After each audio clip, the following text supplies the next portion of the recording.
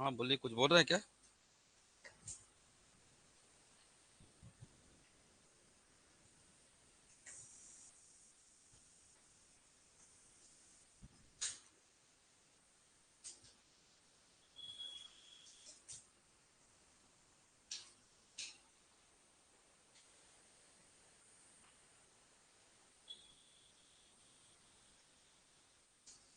चलिए स्टार्ट करते हैं।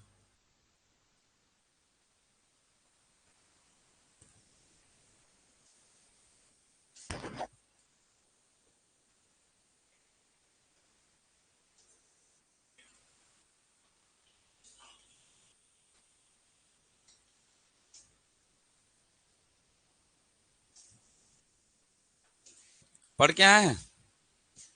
कैसे जी? बताइए, पढ़ के आए कि नहीं आए हैं?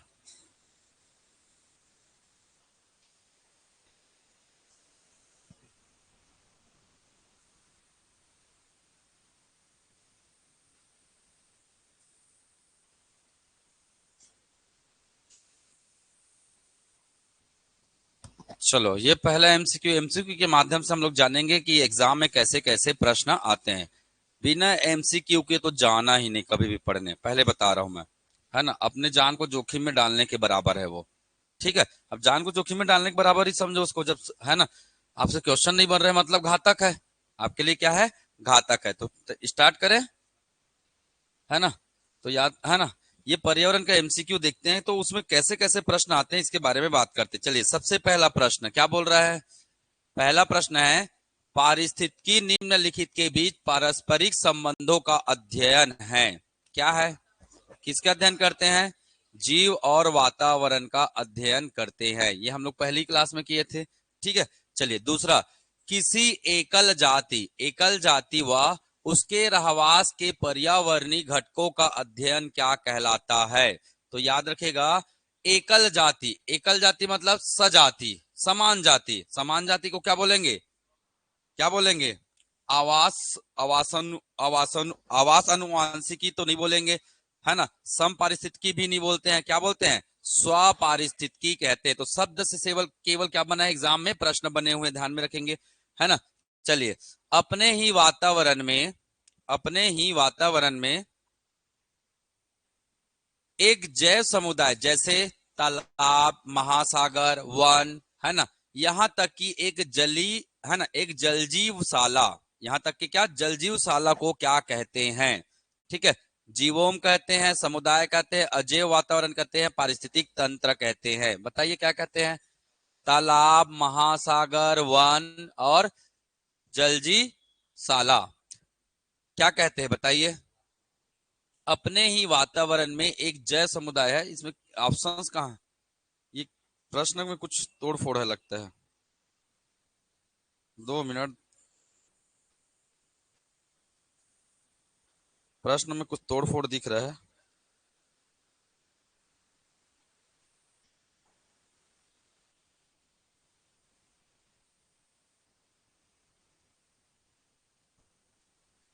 चलिए, ये कुछ ऑर्डर है, इसको काट दीजिए। ऐसा कुछ ऑप्शन नहीं है। ऑप्शन यही चार ऑप्शन है। क्या क्या है?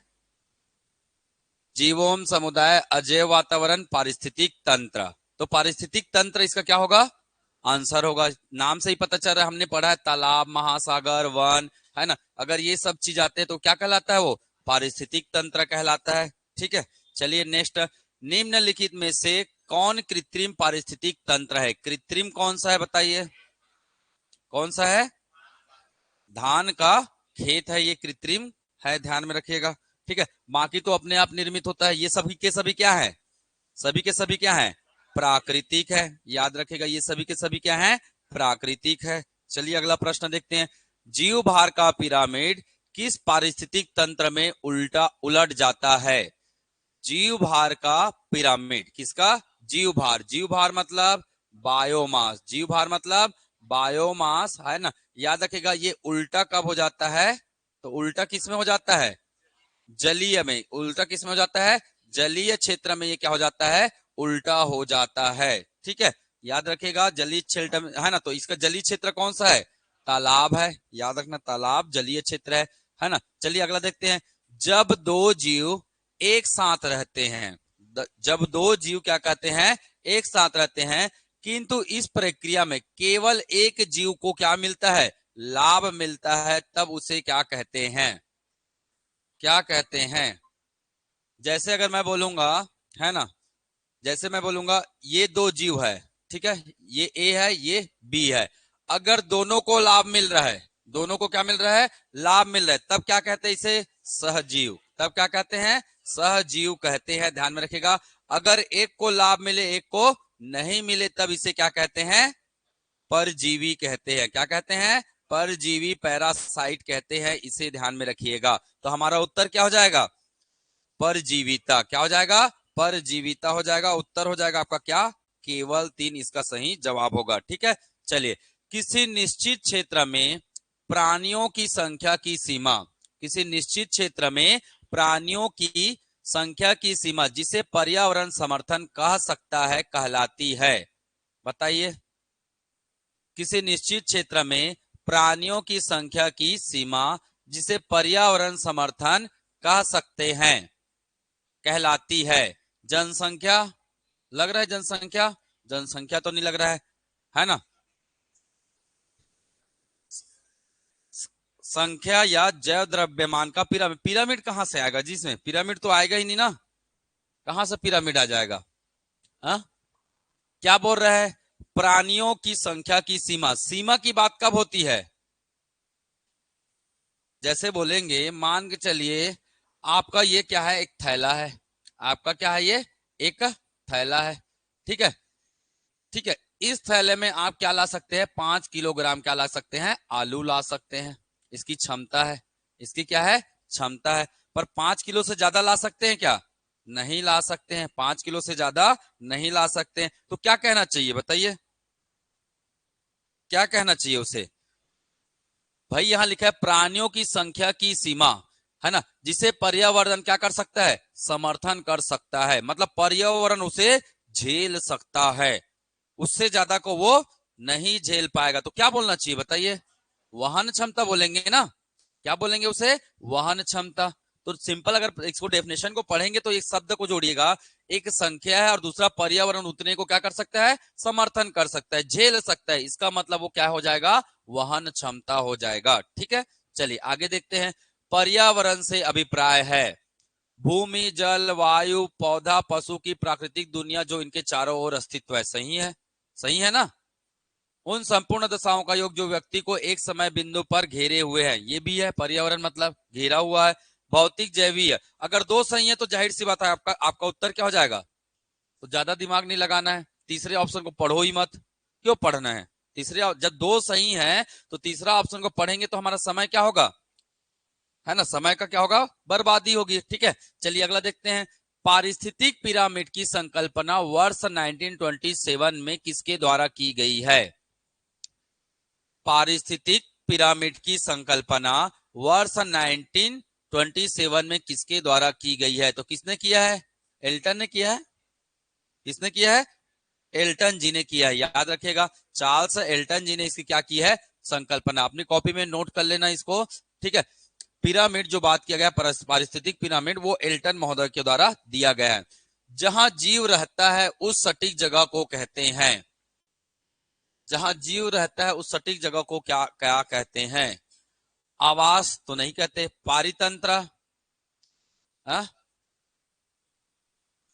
जहां जीव रहता है उसको क्या कैसे बोल सकते हैं, पारितंत्र,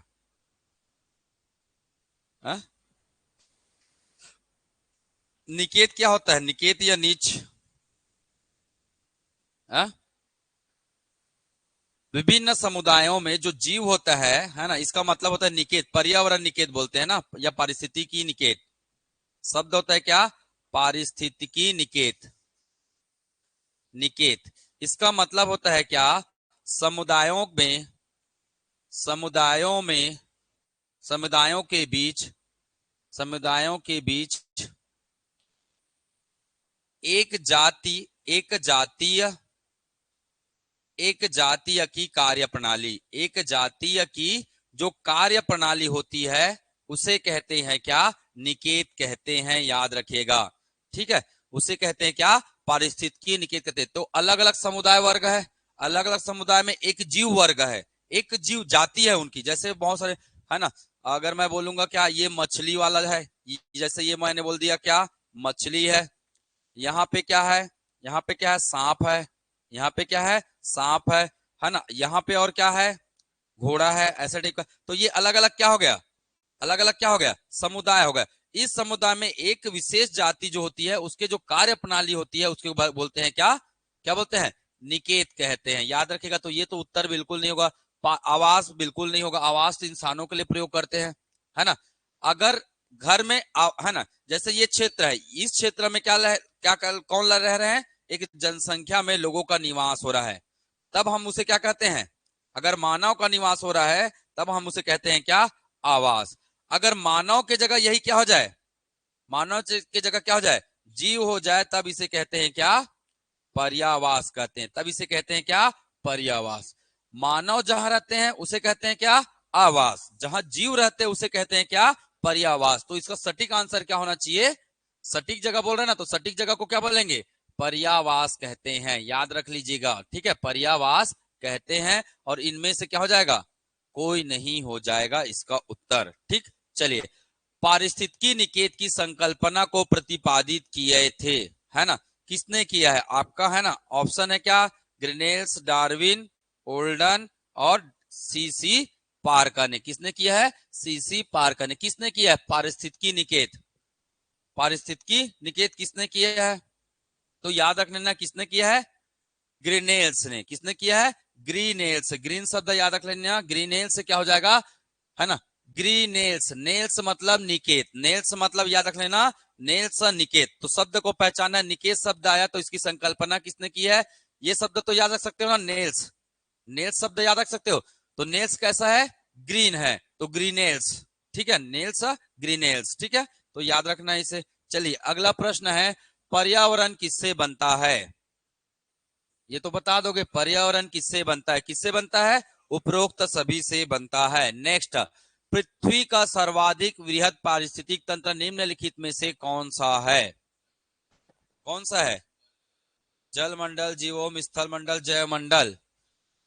सर्वाधिक वृहद पारिस्थितिक तंत्र ये जल है ना, ये जल मंडल है, ये क्या है, ये क्या है स्थल मंडल है, और ये क्या है, ये क्या है जीवोम है। जीवोम है, ये क्या है जीवोम है ठीक है, या जीव मंडल जिसे कह सकते हैं ठीक है।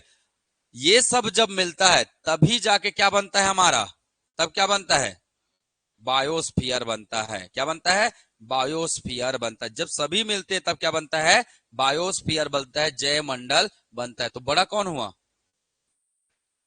बड़ा कौन हुआ जैव मंडल होगा ना। मैं आप लोग को एक चीज भी बताया भी था, याद कीजिए, संगठक करके उसका स्तर बताया था, संगठक स्तर, पारिस्थितिकी का संगठक स्तर। सबसे लास्ट में क्या आया था जैव मंडल आया था ना सबसे लास्ट में। तो सबसे बड़ा है ना पारिस्थितिक तंत्र का है ना, सबसे पहले क्या बताया था मैंने, सबसे पहले क्या बताया था जीव, जीव के ऊपर में क्या बताया था मैंने, क्या बताया था जनसंख्या, जनसंख्या के ऊपर में क्या बताया था मैंने समुदाय बताया था, समुदाय के ऊपर में क्या आता है, समुदाय के ऊपर में क्या आता है, क्या आता है जी पारिस्थितिकी आता है ना, और पारितंत्र आता है, क्या आता है पारितंत्र आता है, और इसके ऊपर में आता है क्या आपका, क्या आता है जैव मंडल आता है। क्या आता है जैव मंडल आता है, ध्यान में रखिएगा। तो सबसे ऊपर में कौन हो जाता है, सबसे ऊपर में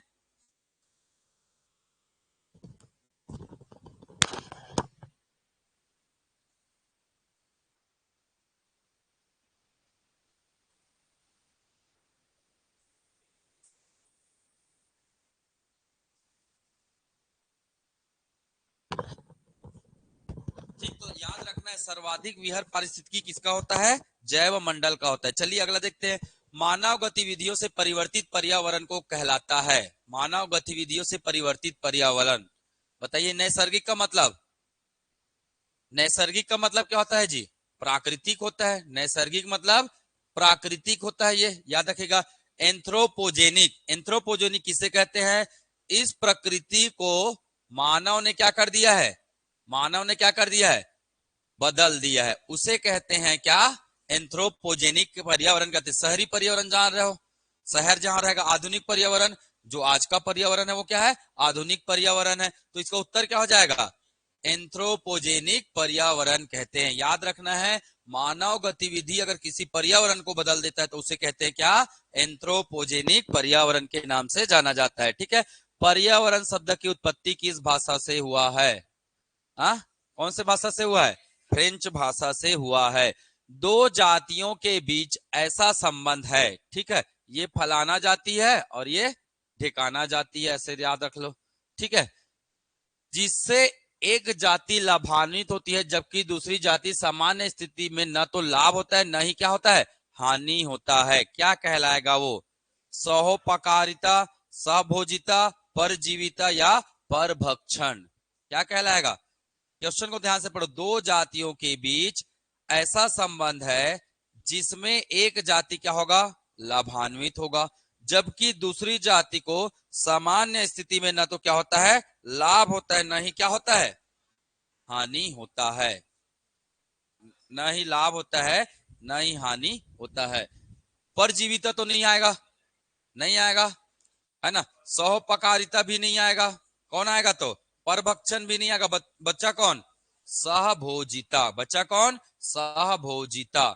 जैसे शरीर में कोई बॉडी में किसी जीव में क्या है, कोई दूसरा जीव क्या है, लाभ ले रहा है, कोई दूसरा जीव क्या ले रहा है, लाभ ले रहा है, पर उससे उसको क्या नहीं हो रहा है, ना तो लाभ हो रहा है ना हानि हो रहा है, उसे कहते हैं क्या, सहभोजिता कहते हैं। ठीक है, पारिस्थितिकी तंत्र को संकल्पना, है ना, पारिस्थितिकी तंत्र की संकल्पना को प्रस्तावित किया था, है ना। पारिस्थितिकी तंत्र को, ये बताया हूं मैं क्लास में शायद, है ना, किसने किया है, टांसले ने ये संकल्पना किया है। ठीक है, अधोलिखित में भौतिक पर्यावरण तत्व नहीं है। भौतिक पर्यावरण, भौतिक पर्यावरण तत्व नहीं है। भूमि, मिट्टी, खनिज, बस्ती।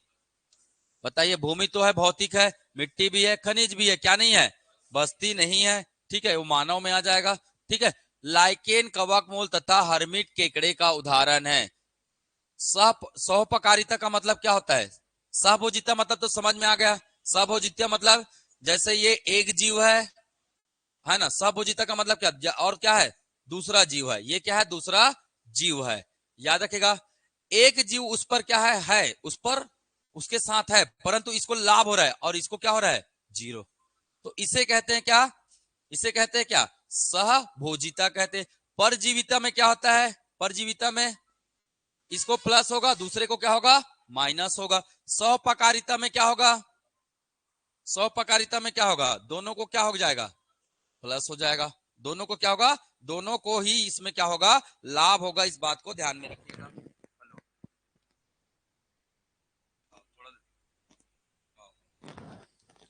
ठीक है, बात समझ में आया, तो ये चीजें ध्यान में रखिएगा। तो उत्तर क्या हो जाएगा, सहपकारिता का मतलब है दो जीवों के बीच, दो जीव समुदाय के बीच अंतर संबंध। अंतर संबंध उसे कहते हैं क्या, सहोपकारिता। याद रखिए, सहोपकारिता का मतलब होता है ना, जीवों के बीच अंतर संबंध। जीवों के बीच क्या होता है, जो अंतर संबंध होता है उसे कहते हैं क्या, सहोपकारिता। ठीक है, अंतर संबंध याद रहेगा। अब अंतर संबंध दिख रहा है क्या, लाइकेन कवक तथा हर्मिट केकड़े, लाइकेन कवक तथा हर्मिट केकड़े। ठीक है, तो लाइकेन क्या होता है, लाइकेन, लाइकेन से क्या बनता है आपका, कवक। लाइकेन से क्या बनता है, कवक। और उसको भोजन कौन है, कौन है, कवक इसको क्या करता है, भोजन के रूप में, केकड़ा क्या करता है, इसको भोजन के रूप में ग्रहण करता है। तो ये दोनों के बीच में क्या है, अंतर संबंध होता है, ध्यान में रखिएगा। ठीक है, चलिए, पर्यावरण एक अविभाज्य समष्टि है। पर्यावरण, पर्यावरण क्या है, एक अविभाज्य समष्टि है जिसकी रचना होती है भौतिक तंत्र से, जैविक तंत्र से, भौतिक एवं जैविक तंत्र से, भौतिक, जैविक एवं सांस्कृतिक तत्वों वाले पारस्परिक क्रियाशील तंत्रों से। बताइए क्या होना चाहिए, पहला ऑप्शन तो आएगा नहीं। जब उत्तर समझ में आए तो तरीका देखिएगा। केवल भौतिक है क्या, पर्यावरण नहीं है। क्या केवल जैविक, जैविक है क्या, नहीं है। भौतिक एवं जैविक, ये एक बार देख सकते हैं, इस पे ऑप्शन को ले सकते। बनाने का तरीका देखिए, भौतिक, जैविक एवं सांस्कृतिक तत्व। भौतिक, जैविक एवं संस्कृति का मतलब क्या होता है, संस्कृति का मतलब क्या होता है जी? आचरण, आचरण या क्या बोलते इसी को? व्यवहार, आचरण या व्यवहार, है ना। तो क्या पर्यावरण में किसी जीव का आचरण या व्यवहार शामिल होता है क्या? होता है कि नहीं होता है? होता है ना, आचरण या व्यवहार। अगर ये ऑप्शन नहीं रहता तब आप उत्तर किसको देते? सी को देते। पर आपके प्रश्न में क्या है? भौतिक जैविक के साथ साथ क्या है? सांस्कृतिक चीजें भी है। तो बोलते हैं ना हम लोग, जीवों का सांस्कृतिक महत्व क्या है? जीवों का सांस्कृतिक मतलब क्या? जीवों की पूजा पाठ नहीं करते लोग? करते हैं ना। तो सांस्कृतिक महत्व है, इसका मतलब सबसे सटीक आंसर क्या होगा? भौतिक, जैविक और सांस्कृतिक हो जाएगा। खाद्य श्रृंखला है, चलिए इसका है ना, इसका उत्तर तो आप लोग देंगे जल्दी फटाक से। खाद्य श्रृंखला है। हाँ, एक जीव से दूसरे जीव को क्या कहते हैं? खाद्य का पारण ही क्या कहलाता है? खाद्य श्रृंखला। कल डेफिनेशन बताया था, मैं लिखवा भी दिया था। सबसे अधिक स्थिर पारिस्थितिकी तंत्र कौन सा है? सबसे अधिक स्थिर कौन सा है? इसको काट लीजिएगा, उत्तर आएगा आपका क्या? सागरी व महासागरी। अमेंडमेंट किया गया था उत्तर को, ध्यान में रखिएगा, ठीक है ना। पिछले बार हालांकि मैंने मरुस्थली बताया था, पर इसको अमेंडमेंट कर लीजिएगा, है ना। उत्तर क्या जाएगा? सागर एवं महासागरी। खाद्य श्रृंखला से अभिप्राय है, बताइए, खाद्य श्रृंखला से अभिप्राय है ऊर्जा का क्या है? अंतरण है, ध्यान में रखना है। पारिस्थितिकी शब्द का प्रयोग सर्वप्रथम किसने किया है? टांसले ने, हैकल ने, टेलर ने। पारिस्थितिकी तंत्र जो दिया है, पारिस्थितिकी तंत्र किसने दिया है? टांसले ने दिया है। तंत्र, उसमें तंत्र शब्द आता है। अगर केवल पारिस्थितिकी आया, है ना, तो ये शब्द का प्रयोग किसने किया? ये मैं बताया हूं भाई, अर्नेस्ट हैकल ने किया है, बताया था मैं, ध्यान में रखिएगा इसको, ठीक है। घटती उत्पादनशीलता के क्रम में पारिस्थितिकी तंत्र में निम्नलिखित में से कौन सा क्रम सही है? बताइए चलिए। सागर, झील, घास, मैदान, मैंग्रोव, ठीक है। घटती उत्पादनशीलता के क्रम में पारिस्थितिकी तंत्र में निम्नलिखित में से कौन सा क्रम सही है? बताइए।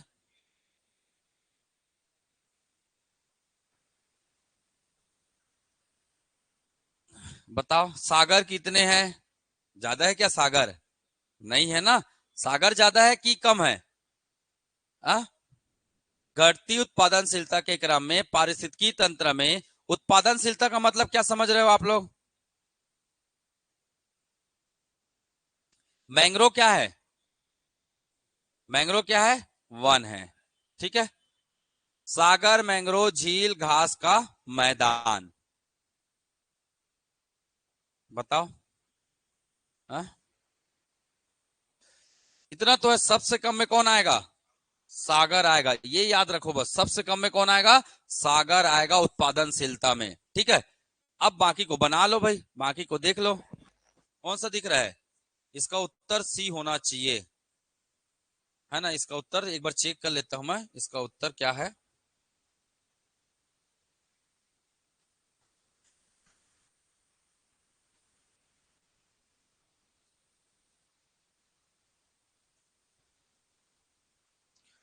ठीक, सी ही है।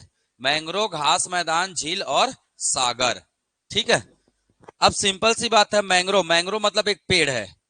पेड़ पर कितने लोग डिपेंड होंगे? बहुत सारे जीव जंतु डिपेंड होते हैं। उसके बाद घास के मैदान पर होते हैं। इस प्रकार से आप ध्यान में रख सकते हो, जनसंख्या के आधार पर याद रख सकते हो या फिर संख्या के आधार पर, ठीक है। संख्या के आधार पर याद रखोगे तो ज्यादा इजी पड़ेगा आपको। मैंग्रोव वन है, वन मतलब बहुत सारे होंगे। घास की संख्या कम होंगी। झील थोड़े ज्यादा होंगे, किससे? झील तो बहुत सारा पढ़ोगे आप लोग, भारत में झील बहुत सारे हैं, पर सागर बहुत सारे हैं क्या भारत में? नहीं है। तो संख्या के आधार पर घटते क्रम ऐसे याद रख सकते हैं। चलिए, खाद्य श्रृंखला में मानव है प्राथमिक, है ना, निर्माता है, प्रोड्यूसर तो नहीं है ना। खाना पका खाते मत बोल देना, ठीक है। केवल प्राथमिक उपभोक्ता, केवल द्वितीयक उपभोक्ता, और क्या है ऑप्शन? प्राथमिक एवं तथा द्वितीयक।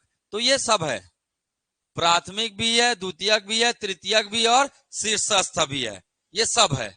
याद रखिएगा, मानव सभी में आता है, लिख लेना भैया। फूड चेन में मानव जो आता है वो है ना, प्राथमिक भी है ना, द्वितीयक भी है, तृतीयक भी है और और जी शीर्षस्थ भी है, और क्या है, शीर्षस्थ भी है, ध्यान में रखिएगा, ये सब में आता है मानव।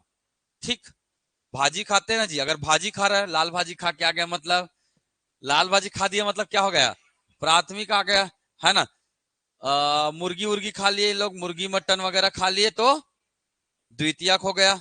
ठीक है, और और ले सकते हैं, और किसको खाते हैं, जैसे कि तृतीयक कब होगा, है, शीर्षस्थ भी आते हैं जी। हाँ, उच्च मांसाहारी में भी आते, क्योंकि ओमनीवोरस है ना मानव, और ओमनीवोरस को आप कहाँ रखते हो, सर्वोच्च में आता है। ओमनीवोरस किस में आता है, आदमी शेर को भी मार के खा देगा। ठीक है, इतने खतरनाक है आदमी लोग, है ना। ओमनीवोरस से पहचानी ना आप किस में रखेंगे इसे। ठीक है, चलिए आगे देखते हैं। निम्न में से खाद्य श्रृंखला का उचित क्रम है, लोमड़ी के बाद खरगोश तो आएगा नहीं। ठीक है, और देखो कीट बीच में आ गया, कीट तो बीच में आएगा नहीं, है ना। यहाँ पे जीवाणु, जीवाणु कहाँ जाएगा, सबसे लास्ट में चले जाएगा, तो ये भी नहीं आएगा। जलीय पादप, जलीय जीव, मछली, हाँ ये आ गया है, ये आ सकता है। घास, गिरगिट, कीट, ये भी नहीं आएगा, ये भी नहीं आएगा। ठीक है, ठीक है, गिरगिट पीछे हो गया, गिरगिट को कहाँ रखना पड़ेगा, आगे रखना पड़ेगा। ठीक है, चलिए, यदि हम पारितंत्र से अब घटकों को हटा दें तो पारितंत्र के कार्य भयंकर रूप से प्रभावित होते हैं, क्योंकि यदि हम पारितंत्र के अपघटक को हटा दे तो पारितंत्र के कार्य भयंकर रूप से प्रभावित होते हैं, क्योंकि क्या हो जाएगा, ऊर्जा प्रवाह क्या हो जाएगा, रुक जाएगा। ठीक है, अब भाई सूर्य ऊर्जा से वंचित रह जाएगा, है ना, सूर्य ऊर्जा से तो वंचित नहीं होगा शाकाहारी।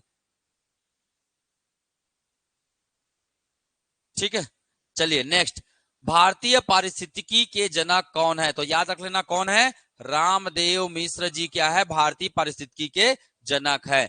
वृक्ष प्रमुख पारितंत्र का संख्या पिरामिड होता है, वृक्ष प्रमुख पारितंत्र का संख्या पिरामिड क्या होता है, पक्का सीधा होता है ये, इसका जवाब आप लोग मुझे बताएंगे, है ना, ध्यान से बताएंगे इसका जवाब, क्योंकि एग्जाम में 2 बार ये प्रश्न आया हुआ है। ठीक है, तो इसको ध्यान से करिएगा। चलिए आज के लिए बस इतना ही करते हैं। तो क्वेश्चन बनाने से चीजें हमें क्या होती है, बहुत सारी चीजें हमें और अच्छे से बेहतर रूप से समझ में आती है। तो इसलिए कभी भी क्या होता है, क्वेश्चन वगैरह चीजें होती है ना, तो उसको छोड़ा मत करो भाई। ठीक है, आप लोग टेस्ट वेस्ट रहता है, क्या टेस्ट देना उससे क्या होगा करके छोड़ देते हो, यही सबसे क्या है, गलत बात है। ठीक है।